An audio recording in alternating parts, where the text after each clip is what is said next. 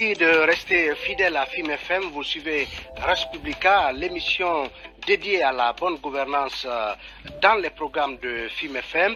Respublica évoque aujourd'hui la CFI, la contribution foncière unique, dont la campagne de recouvrement a été lancée hier, lundi 7 novembre 2022, une campagne qui couvre l'ensemble du territoire guinéen et qui justement concerne tous ceux qui sont considérés comme étant des propriétaires de fonciers bâtis, non bâtis et autres contribuables donc à travers le pays. Cette année, mesure innovante, aucun paiement en espèces n'est admis par le gouvernement guinéen qui annonce 5 possibilités offertes aux contribuables pour s'acquitter de cette CFI, dont 80% sont reversés aux communes du pays en vue de leur permettre de financer en tout cas leur projet de développement à la base. Il faut rappeler que cette CFI pratiquement était coupée de ces communes depuis 2018 et les mairies et collectivités du pays sont invitées à s'impliquer à fond dans cette campagne de recouvrement. Quelques questions posées à notre invité, Monsieur Mohamed Camara. Je rappelle qu'il est consultant économique et responsable du cabinet Moka Consulting. Quelques questions, en réalité, quelles sont les chances de succès de cette opération de recouvrement de la CFI? Quels sont les obstacles à son recouvrement? Et toutes ces questions ont été abordées en partie dans la première tranche de cette émission. Avant de revenir à notre invité, on va d'abord suivre ce reportage de Alkali Daouda, de la rédaction politique de FIM FM, portant sur justement une activité liée à la CFI, la contribution foncière unique. On écoute ce reportage et on revient pour aller d'abord vers M. Mamadou Batos Camara, maire de Matoto, avant de retrouver notre invité Mohamed Camara. La CFU est un impôt partagé entre la collectivité et l'État pour assurer le financement du développement des collectivités. Il y a de cela 4 ans que cet impôt n'a pas été collecté. Cette opération de recensement va donc consister à évaluer la base taxable. Le ministre du Budget revient sur ce qui a motivé la relance de la contribution foncière unique. Moussa Sissi. Au nom de la refondation de l'État prônée par mon colonel Mamadou Doumbouya, il a instruit le ministre du Budget et l'ensemble de ses collaborateurs de procéder à la collecte, non seulement d'abord au recensement du foncier bâti et non bâti, qui participe aussi à la sécurisation, parce qu'il faut savoir à qui appartient les maisons, à qui appartiennent les espaces non bâtis. D'abord, cet recensement était clair. Les 50% des recettes dans chaque collectivité est au niveau des communes, les 20% au niveau de l'État et les 30% dans le cadre de l'intercommunalité qui sera versé au niveau du gouvernorat. D'accord. Alors, monsieur le maire, peut-être dernière question, Amadou. Oui, monsieur le maire, dans votre localité, il y a des élus locaux, comme partout ailleurs en Guinée, qui sont malhonnêtes. Dites-nous, quelle garantie, comment tout cela va se passer sur le terrain pour qu'il y ait vraiment de la sincérité, pour ne pas que l'argent soit détourné demain. Est-ce que vous avez une idée du nombre de bâtiments déjà dans votre localité et comment vous comptez vraiment gérer tout cela pour que l'argent soit vraiment mobilisé et l'argent ne se retrouve pas dans les poches des uns et des autres? Moi, je pense que toutes les dispositions ont été prises à cet effet. Il y a déjà les agents du service des impôts qui sont déjà redéployés et il y a les contractuels au niveau des communes qui vont appuyer. Donc ça sera un recensement participatif et inclusif. Moi je pense que les stratégies seront mises en place. Déjà les paiements ne seront plus cash-cash. Les paiements, c'est par voie électronique, soit par Orange Money, soit par Mobile Money, soit par Crédit Réal à l'intérieur du pays. Et déjà, il y a un logiciel déjà qui est mis en place. Moi, je pense que non seulement, au fur et à mesure qu'on va passer pour le recensement, mais on fera en sorte que les citoyens soient imprégnés par le mode de paiement. Monsieur je le maire, pense que c'est ça. Coucou tout le monde. J'espère que vous allez bien. Moi, je vais très bien. Donc, en fait, au moment de Radio Lafidi Nankuinaki, dans leur émission qu'on appelle Reste Publicain. Émission Nenenara, Fimra émission, là où on parle de la gestion de la chose publique.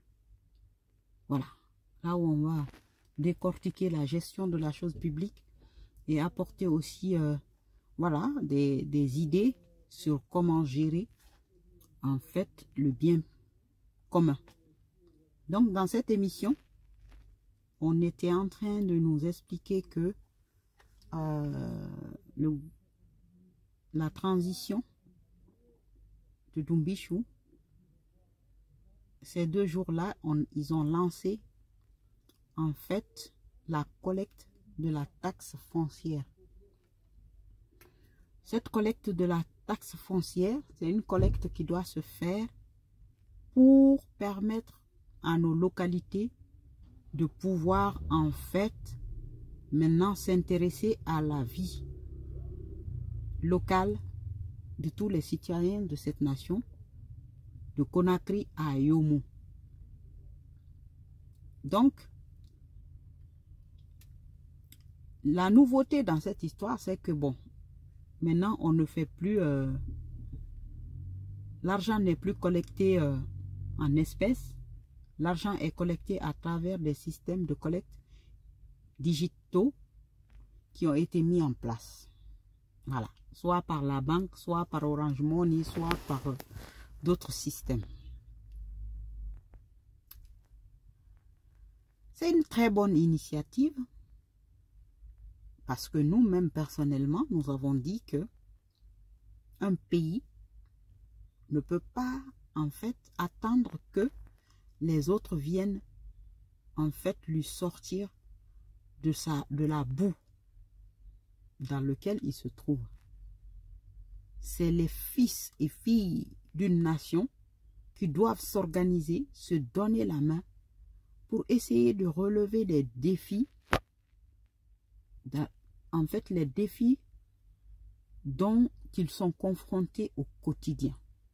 Et cela ne peut se faire si on ne s'organise pas de façon collective. Et donc la taxe foncière, d'abord c'est ça. C'est une contribution collective qui doit permettre à tout le monde d'avoir une vie. Donc, payer en fait la taxe foncière, c'est une très bonne initiative citoyenne. Mais nous savons tous comment ça se passe en Guinée. Là déjà, on voit déjà que cette transition qui se veut clean, dans cette transition déjà, on a vu des délinquants qui se partagent de gâteaux au ministère des TP. Maintenant, comme si ça ne suffit pas, on vient demander aux Guinéens de payer la taxe foncière. Les personnes qui ont des maisons, des propriétaires de maisons habitées, des maisons en location ou des terrains nus. Tout ça, ça va. Si ça part dans la caisse de l'État et que c'est utilisé à bon escient, mais il n'y aura pas de problème. Mais moi, c'est là-bas. Parce que ça fait des années que des Guinéens, 64 ans, que les Guinéens payent des taxes, des redevances, des TVA, des ceci, cela, et que cela ne leur apporte rien du tout.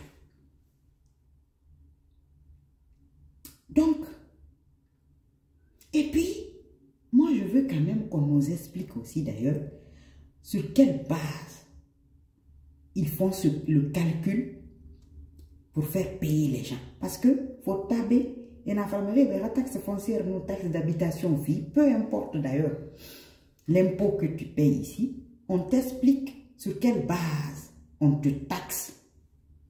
Parce que moi, est-ce que c'est à travers, par exemple, les loyers, par exemple, immeublés, les loyers annuels de ces immeubles-là, est-ce que tôt, tongo mananama? Nous, on veut savoir. Il faut qu'on nous explique, réellement, de façon transparente, en rang fifé à fifé dit, pour ne pas qu'on se retrouve là encore demain à se dire que, ouais, finalement, on est en train encore de nous bouffer.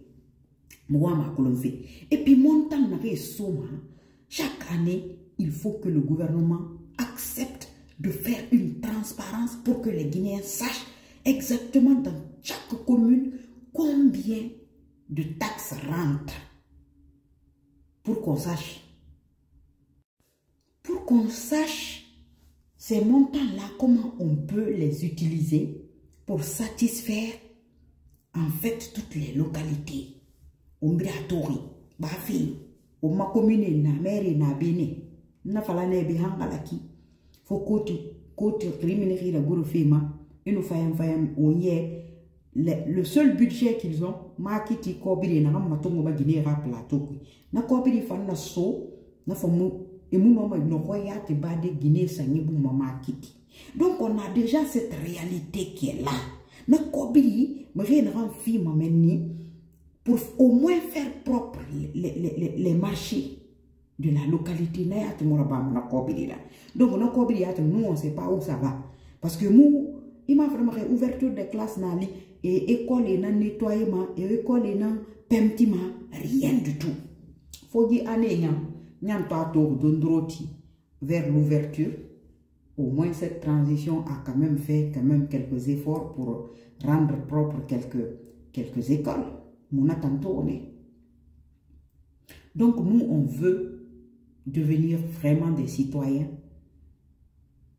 qui soient dignes de relever les défis auxquels on est confronté dans notre pays. Mais nous voulons quand même que tout ça se passe dans la transparence la plus totale. On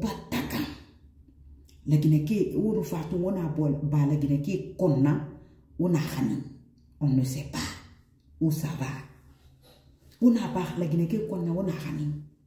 Donc, pour une fois dans votre histoire, essayez quand même Gibiasi wona naramba malagina ki kon mora kolon commune risque fait na et par man tout ce fait na projet mundu prévu annuellement na reno ma soudi na budget qui parce que comme nara afima à l'année donc à tout fima en nan qui wala ma déjà à travers les déjà bangé na Colombia chaque commune na compte na Colombia sabi mundu na commune qui.